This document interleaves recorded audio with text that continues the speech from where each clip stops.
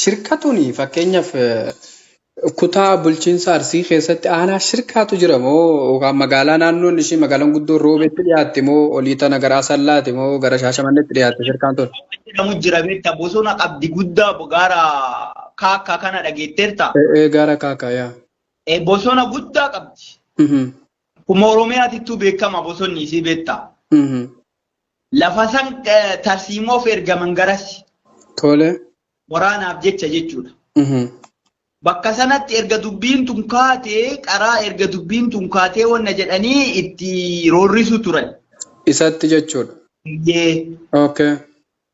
Siigalee itti roorrisuu turanii garuu guyyama eeggatanii haala mijaa'aa eeggatanii isa dabarsan.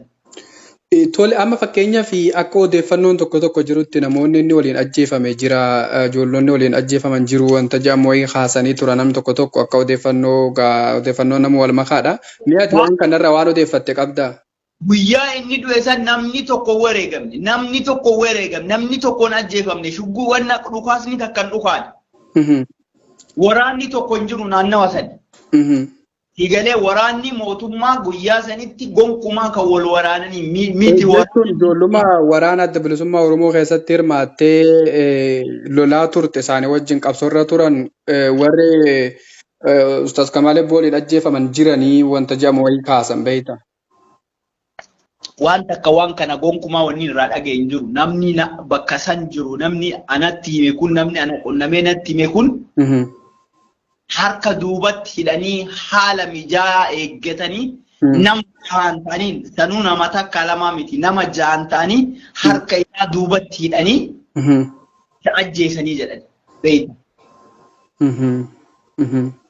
Wanni jiru wanni qajeelatti jiru isa kana.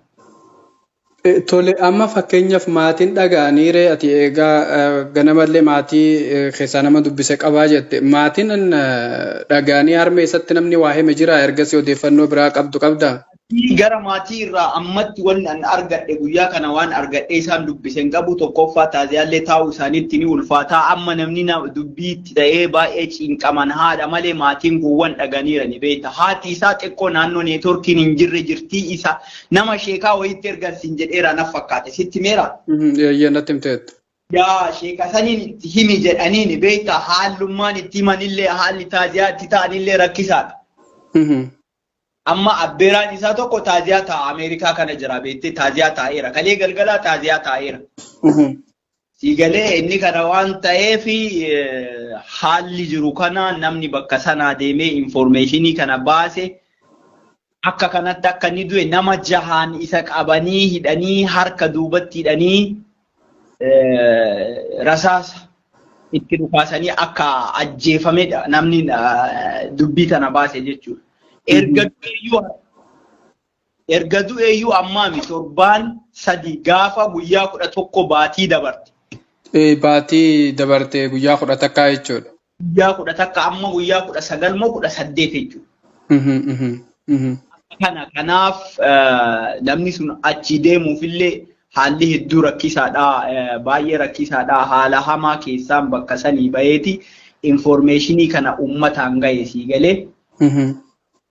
Waan akka kanaatti ture amma yoo ibsa baasanii ibsa eeguu jirra kamee abaa waan ibsa jarri baaftu argina beektaa ooma jarri jettu arginaayyuu. Namoonni amma fakkeenyaaf tokko odeeffannoon isaan jedhanii warra waraana adda bilisummaa Oromoo maqaballeessuudhaaf kophaatti mootummaan hundeessee alaabaa seerawaa adda bilisummaa Oromoo qabatanii waraanas akkasumatti fakkeeffatanii warra adda bilisummaa Oromoo keessa jirutu jira wanta jedhamu wayitu jira.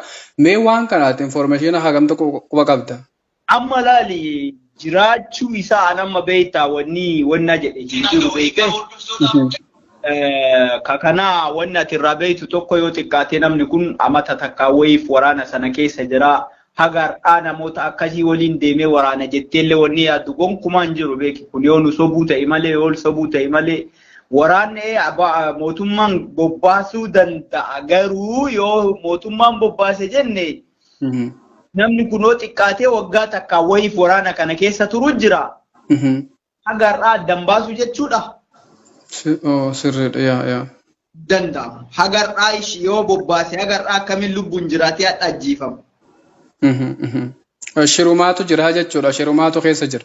Shirumatu walumaa galatti shirumatu keessa jira malee yookaan ajjeesumaa fi kunuma isatti yaaddamee akka ajjeefamu isa godhame malee wanni shakkii irraa qabamu hin jiru beeku. Wanni shakkiin irraa jiru wanna jettu hin jiru. Kanaaf dhibbaan dhibbatti amanii namni dubbii maqaa balleessuuf gara jijjiiruuf jecha wanni hin jenne hin jiru beekte. Dhugaan jirtu immoo tana isa jarumatu ajjeesee waraanuma abaa'ootu ajjeesee waraanuma shaneettu ajjeesee amma Oromoo natti hin fakkaatu waraanni kun amma dhugaa rabbi dubbachuuf saba kanatiin qabsoofnaa waan baay'ee wanna jennaa kun eenyuun irrallee waan ga'u beekta nama si waliin gadi bahee nama si waliin diina sirraa kuffisu yoo inni dogoggora fedhe qabaate yoo inni ilaalcha fedhe qabaate hidhannoo irraa hiitteen galchitu maaltu ajjeesuu beekta si waliin ajjeefama si waliin qabsaa'aa ture namni kun. Yaa obboleessa kiyya maaltu waan kana fide? Tole jaalduube ulfaadhu guddaa galatoome yeroo fursaa qabu sittan deebi'a ulfaadhu guddaa galatoome leenca kiyya. Galatoome. Okay.